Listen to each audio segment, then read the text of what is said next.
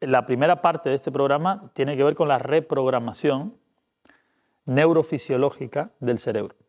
El cerebro nuestro, yo se lo expliqué en el taller anterior, no se lo expliqué, mucha gente igual lo sabe, pero es la base, tiene dos tipos de funcionamiento, de procesamiento de información. Uno de ellos llamado de abajo arriba y otro de ellos llamado de arriba abajo. El que se llama de abajo arriba es porque es neurofisiológico, es todo el sistema neuroendocrino, todo el sistema autónomo funcionando y recondicionando la parte cognitiva. Es decir, todo lo que nuestro cuerpo nos predispone y nos reprograma subconscientemente. Y después el funcionamiento de arriba abajo, que es el neurocognitivo, que es al revés, que es como nuestra forma de pensar, nuestra mente condiciona entonces al cuerpo, en sentido contrario. Entonces esto es un bucle continuo, que está íntimamente relacionado con lo que llamamos somatización y la otra parte de la que nunca hablamos, que es sublimación. Se producen las dos cosas. Si la mente afecta al cuerpo y el cuerpo a la mente. Es una rueda. ¿Bien?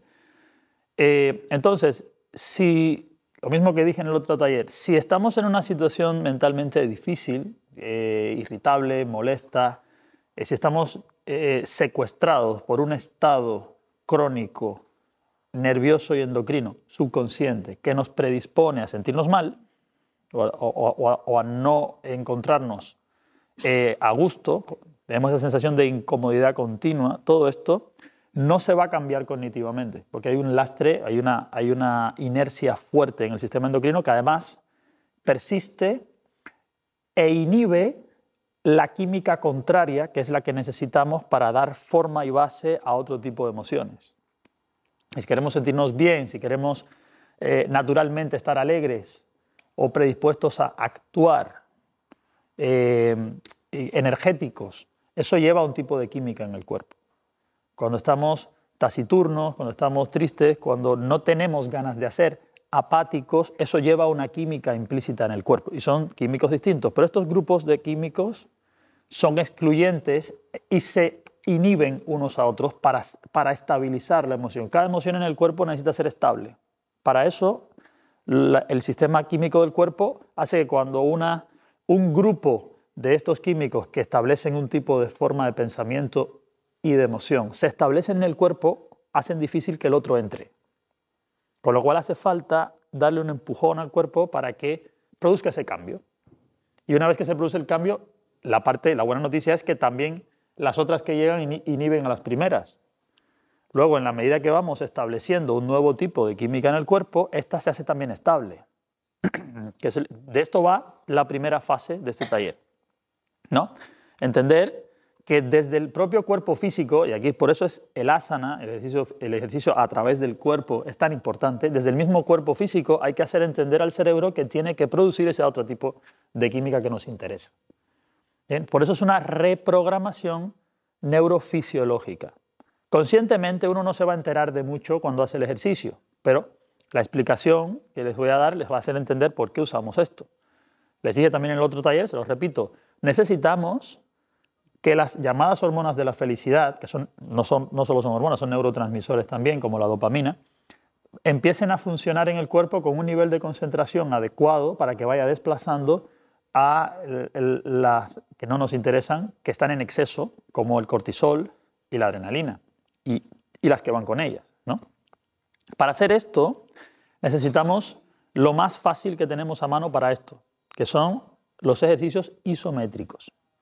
Y les expliqué también que esto es así porque cada vez que nosotros hacemos ejercicio físico generamos dopaminas, lo expliqué. Lo generamos porque cuando una cadena muscular se mueve, le dice a la contraria que no lo haga para no ralentizar o hacer más difícil el movimiento. O sea, si yo trabajo con un flexor, pues los flexores, cuando hago esto, le dirán a los extensores, oye, relájate tú que voy a trabajar yo, no me lo pongas difícil. Ese proceso de señalización de voy a trabajar yo, tú descansa, se produce a través de un tipo de dopamina. ¿Correcto? Por eso el ejercicio físico está recomendado siempre cuando una persona necesita dopamina. Si tienes un nivel bajo de dopamina, el médico te va a decir, haz ejercicio, haz deporte, sal a correr, porque se generan de esta manera. ¿Qué ocurre? Que cuando hacemos cualquier tipo de ejercicio natural, no son isométricos. Funciona una cadena descansando la otra. Es normal, corremos, flexionamos, extendemos, pero no hacemos las dos cosas a la misma vez. Un ejercicio isométrico hace que las cadenas contrarias funcionen a la misma vez. Luego las dos van a hacer la misma petición a la contraria y la concentración de dopaminas que se va a emitir es mayor. No son ejercicios de impacto, luego no tienen limitaciones corporales. Mucha gente que no puede salir a correr la pista. Si yo necesito un nivel de dopamina en mi cuerpo que para lograrlo, y en general es así cuando estamos en un estado crónico dependientes de un cambio, tengo que correr la pista 1 hora. ¿Quién puede correr continuamente durante 1 hora? Todo el mundo, desde luego que no. Sobre todo si llevamos tiempo sin hacer ejercicios. Sin embargo, todo el mundo puede hacer los ejercicios que van a ver aquí durante 15 o 20 minutos. Todo el mundo. Luego es mucho más accesible. Al ser un proceso isométrico, liberamos mucha más dopamina en mucho menos tiempo, con mucho menos esfuerzo físico, lo que hace que el ejercicio sea óptimo. Pues esta es la razón por la que elegimos esta estrategia. Al meter la dopamina como punta de lanza, por decirlo de alguna manera, en este proceso de transformación química, la dopamina produce cambios muy notables. Esa sensación cuando uno practica yoga, al terminar la clase, ese bienestar que uno siente al terminar la clase de yoga, que muchos alumnos míos me dicen, tengo una paz espiritual, y me quedo callado, digo, tienes un chute de dopaminas en el cuerpo ahora mismo, que te hace sentir muy bien, la paz espiritual ya vendrá después. Ahora bien, ahora lo que tienes es sensación de bienestar. Esa sensación de bienestar es la acción directa de la dopamina. Y es lo que subconscientemente ese cerebro está buscando cuando la tendencia es a que se siente mal. Si la mente se siente mal y dice, me quiero sentir bien, y compulsivamente lo busca de otras maneras. Cuando se come compulsivamente, el cerebro necesita sentirse bien, y cuando uno come hay una recompensa cerebral que le hace sentir bien. Pero lo que está buscando es un estado de bienestar. La dopamina generada por los propios músculos es la forma más fácil y, por supuesto, sostenible de generar ese bienestar inicialmente. Ahora bien, no podemos basar un cambio duradero, esto es como el motor de arranque. Una vez que estamos en marcha, no podemos depender únicamente de la dopamina, porque la dopamina es altamente adictiva, es una droga fortísima en el cuerpo, y cada vez el cuerpo se hace más inmune a un nivel de concentración de dopaminas. Luego necesitamos más y más y más si solo dependiésemos de esto. Lo interesante de un proceso de yoga es que además de producir esa dopamina, el trabajo completo del yoga no solamente es en las cadenas musculares, no es un ejercicio únicamente osteomuscular, porque trabajamos con la respiración profunda en la segunda fase y trabajamos también con los órganos internos del cuerpo, aunque no nos enteremos. Esto hace que todo el grupo de químicos que van con la dopamina se empiecen a generar también.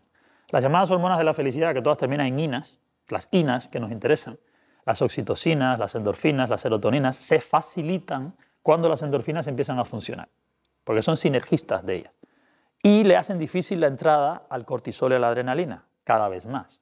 Pero vamos a buscar estabilizar ese estado químico lo antes posible para que después todas las demás funcionen.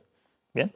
La única de las 4, les repito, que podemos hacer instantáneamente y sin depender de nadie son estas dopaminas de las que les he explicado. Las oxitocinas se liberan con relaciones sociales, se liberan por contacto físico o por el pensamiento y la empatía con seres queridos, se generan. Y las endorfinas y serotoninas se generan a través del placer. Hacer actividades que sean placenteras per se, para uno mismo, que solo nos interesa a nosotros. Cada cual sentirá placer al hacer cualquier cosa, desde jardinería hasta sexo, da igual, y se generan. Y las serotoninas también están relacionadas con la digestión y se generan sobre todo en el tubo digestivo. Un tubo digestivo que si está estresado y lleno de cortisol, inhibe la producción de la serotonina, incluso comiendo compulsivamente. Fíjense todo el proceso que se va a ir desarrollando. Entonces, hay que desintoxicar el cuerpo de esta química tóxica para la mente, por decirlo de alguna manera, y hay que estabilizar una química que es la que debería funcionar en nosotros de forma natural. La química del cortisol y la adrenalina no hay que desterrarla o pensar que es mala, sencillamente hay que saber manejarla en picos, que es como debe funcionar. Un pico de estrés es necesario para dar el máximo del rendimiento que podemos dar, pero luego el sistema tiene que balancearlo, degradar ese exceso de químicos y establecer las otras. Este es el proceso que en algún momento se rompió. En algún momento el exceso continuo de estrés mantuvo un nivel muy alto de esta química y esta terminó inhibiendo a la otra. Lo que no hay es un retorno. Cuando aprendamos a retornar correctamente esa química, en la tercera fase aprenderemos, al final de la tarde de hoy, aprenderemos a volvernos a relacionar con un pico de estrés autocontrolado para producir nosotros controladamente ese cortisol y esa adrenalina en un marco que podamos otra vez retornar. Y a esto llamamos resiliencia.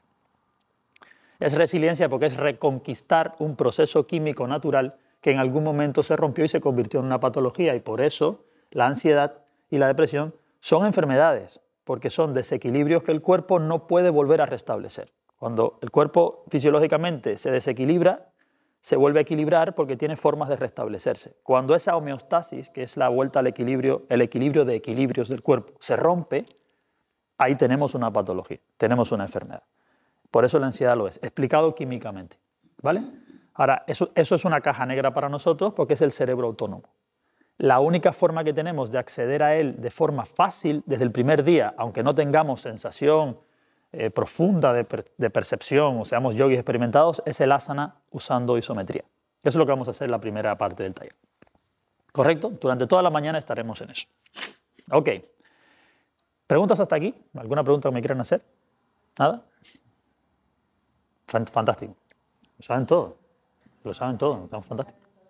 Bueno, ahora bien, si fuéramos a trabajar la isometría en el cuerpo, como hicimos igual en el taller anterior, lo vamos a dividir en 3 pares de cadenas. Nosotros, aunque tengamos centenares de músculos, de los cuales no todos son, por supuesto, esqueléticos, es decir, conscientes, estos se relacionan en 6 cadenas largas, 6 grandes cadenas musculares.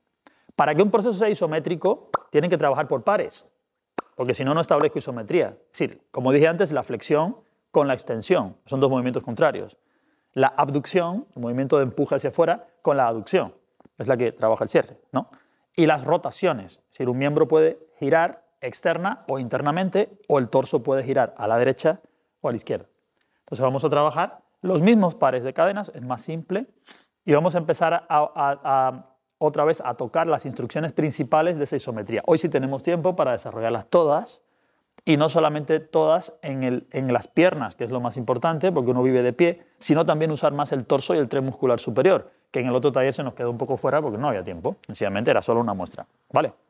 Es decir, en esta primera parte de la mañana, si fuese a resumir lo que vamos a hacer, es aprender a usar el cuerpo como una herramienta para una generación alta de dopaminas en poco tiempo, para producir un cambio a nivel emocional, que es el indicador de que vamos por buen camino. Esa sensación de termino de practicar y me siento bien, hay que cada vez lograrlo mejor, ¿vale? Y cuanto antes se logre, mejor, porque se puede pasar a una segunda fase. El tiempo en el que esto se puede lograr en el día a día, si practicamos, ojo, incluso día sí, día no, las prácticas que están recomendadas, que van entre 20 y 25 minutos, si dividen 20 minutos en 2 son 10, y si dividen 10 en 4 es 2,5, que es el tiempo que tardan en lavarse los dientes, cepillarse los dientes. O sea que le estoy pidiendo el mismo tiempo que se tarda en cepillarse los dientes en 2 días, en que practiquen día sí, día no, ¿verdad? 20 minutos. Se le van a dedicar al estrés lo mismo que le dedican a los dientes. Piénsenlo de esa manera. Al hacerlo así, en 2 meses, de hecho en mes y algo, pero en 2 meses para garantizarlo, tiene que haber un cambio rotundo en el estado corporal y en el estado mental, solamente por usar este tipo de práctica. Así que háganse cuentas que lo que vamos a hacer en la mañana es algo que se extiende hasta 2 meses en el programa de mentalidad resiliente, solo para la primera fase. Los otros 2 meses son para la fase 2 y la 3, porque ya se supone que hemos sacado de inercia, la inercia inicial de ese sistema endocrino y podemos trabajar con él porque ya es maniobrable. ¿De acuerdo? Sí, vale, vamos a empezar a practicar entonces. Pónganse